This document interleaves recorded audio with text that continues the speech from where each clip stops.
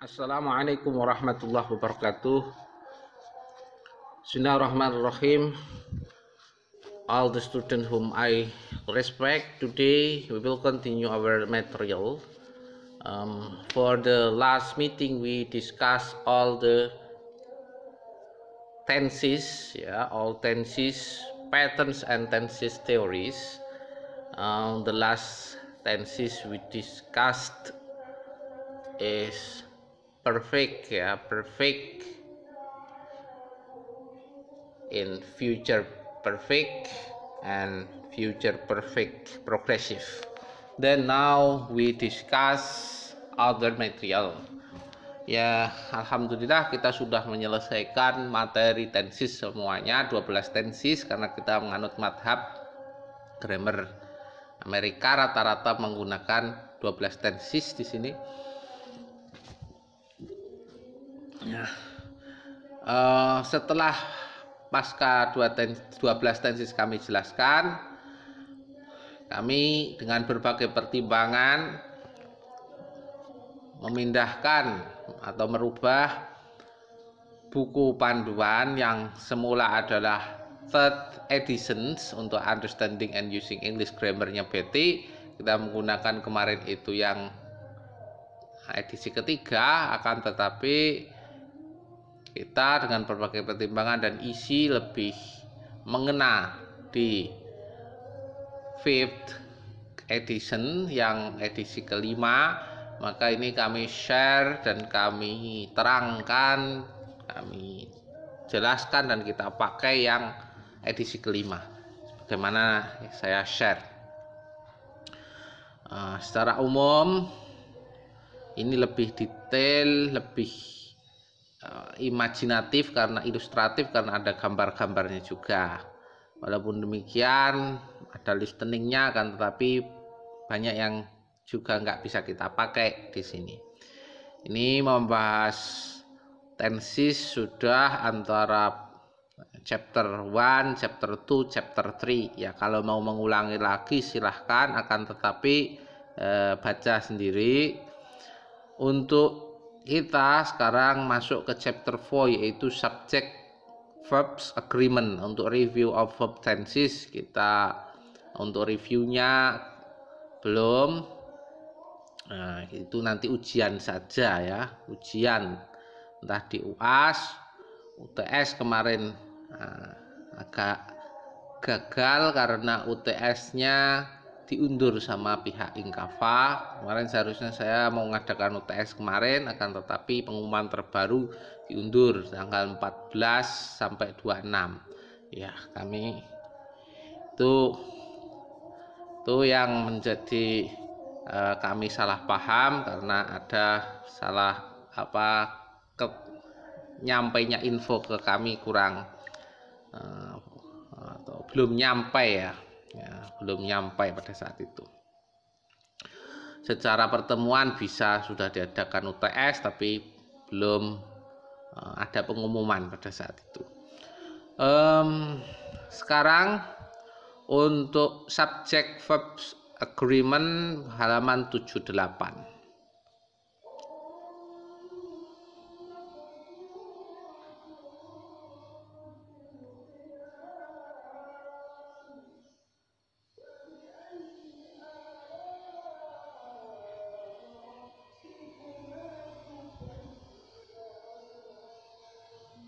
Nah, ini subject verb agreements, yaitu kesesuaian subjek dan verb. Jadi subjek dan verb dalam arti ini yang mau dibahas kesesuaian antara plural dan singular, yaitu tunggal dan jamaknya. Ini kolom yang pertama langsung pretest, kita nggak dulu lewati, langsung ke materi. Ya, materi. Baik. Ini contoh. Ini materinya. Use spelling.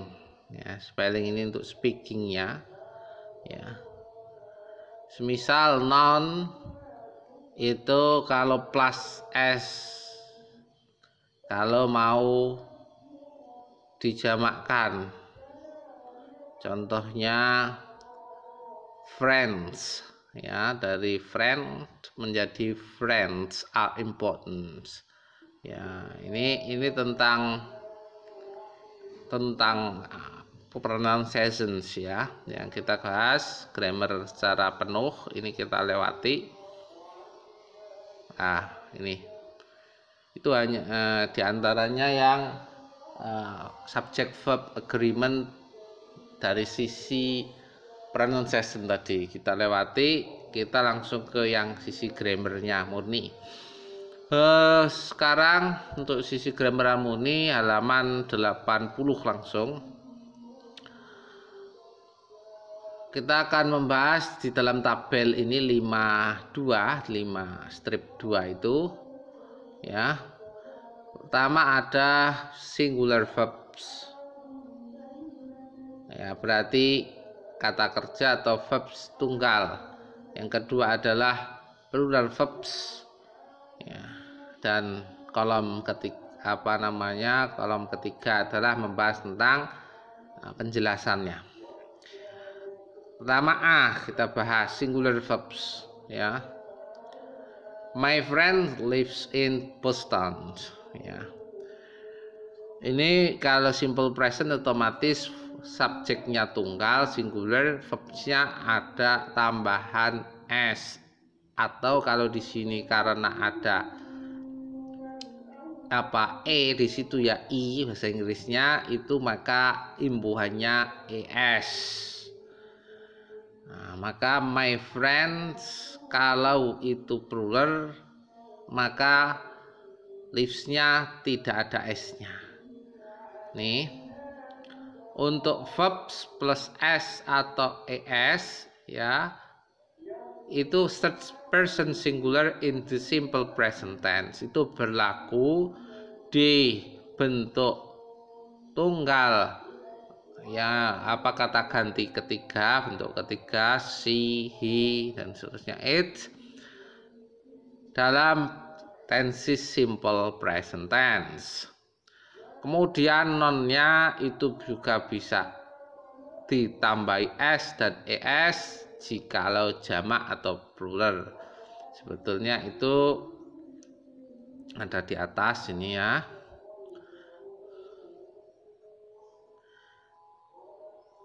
Seperti ini.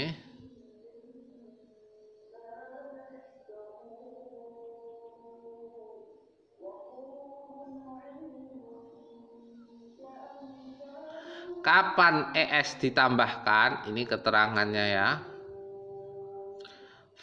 Semua ditambahi s kecuali ini contohnya. Final s is added to words that ends in s ya, z, terus n, x. Note the pronunciation as us ya, as ya, as di situ. Jadi dari sini, jikalau ada akhiran dari suara yang dihitung itu suaranya, ya, suara dari kata itu kok berakhiran ini ya, s dan s, z dan x itu semuanya nanti akan diimbui es. Ya, seperti wash, watch, ada akhiran s,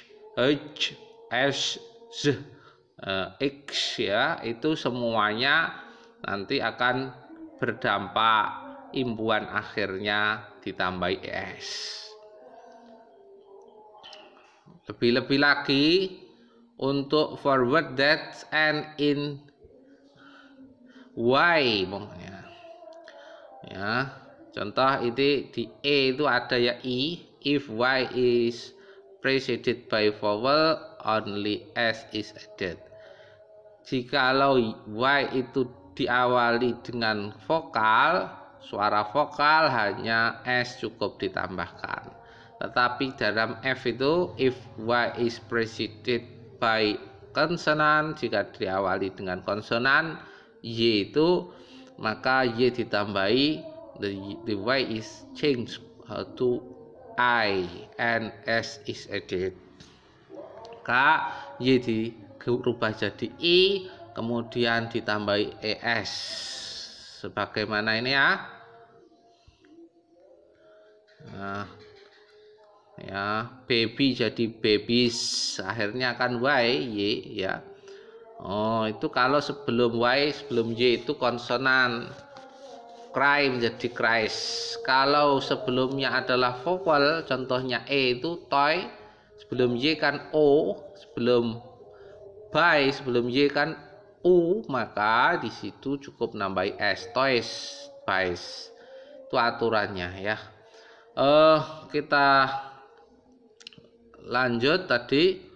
Jadi my friends ya, my friends ini jamaknya, pluralnya live tanpa S in Boston. Verbs S atau ES third person singular in the simple present tense. Jadi verb ditambah S atau S itu untuk orang bentuk ketiga ya, tunggal dalam present tense, atau noun plus S atau S ya, itu untuk plurals. Seperti mana my friends ya, itu ya. Itu plural. Selanjutnya my brother and sister live in Boston. Jadi ini ada N, berarti dua, berarti ini jamak. Two or more subject connected by N, dua atau lebih subjek yang dihubungkan dengan conjunction N, require a plural form, mensyaratkan bentuk verb jamak. Ya ini kan dianggap jamak, tidak ada S, lives. Ya lives nggak ada S. My brother, sister, and cousins ya live in Boston. Ya seperti itu juga, lives-nya jamak, nggak ada S. Every man, sekarang every man, everyone, everybody, each book and magazine, walaupun ada N. Di situ berlaku apa? Exception with every and each are always followed by immediately by singular nouns. Ya, ungkapan every, ini pengecualian ya, every dan each itu selalu diikuti secara langsung oleh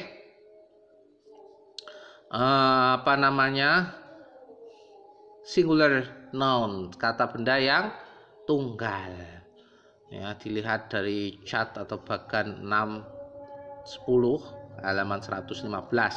Even when there are two, even where there are two or more nouns connected by N, the verb is singular as in age. Jadi walaupun ketika dua atau lebih kata benda itu dihubungkan dengan N, verbnya tetap tunggal. Nah, sebagaimana bisa dilihat di H itu ya. Ya, each book and magazine masih is tunggal, is listed in the bibliography. Ini is. Biasanya ini muncul di TOEFL menggunakan Betty, ini American Grammar. Selanjutnya untuk kata-kata seperti that's book, on the political party is interesting. That book that I got from my parents was very interesting. Nah, ini yang tunggal, yang jamak.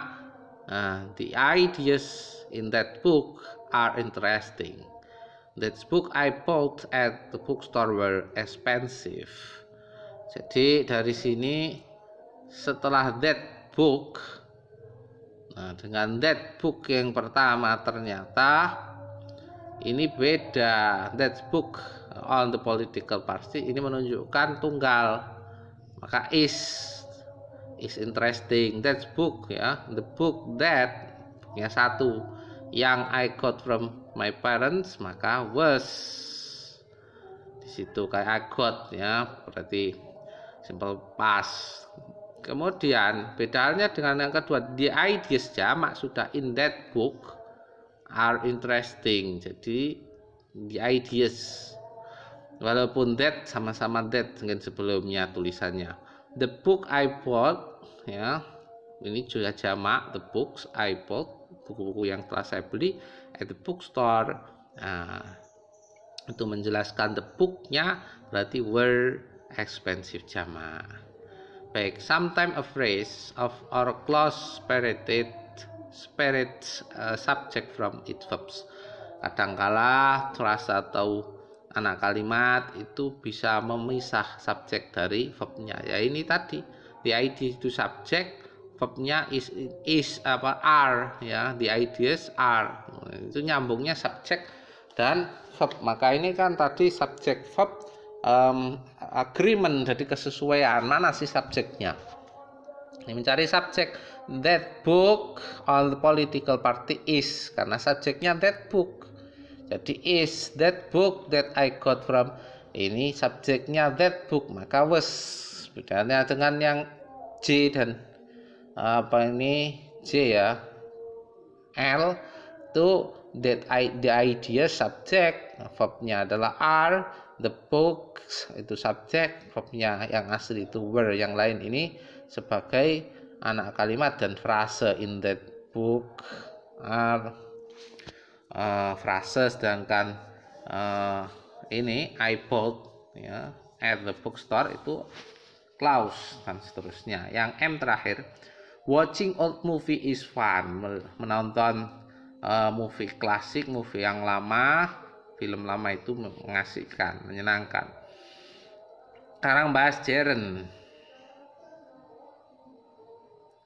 Oh, itu ada K ya, belum saya bahas I ya. Untuk I, for example, in I, the interrupting preposition phrases on political parties does not change the fact that the verb is must agree with the subject book.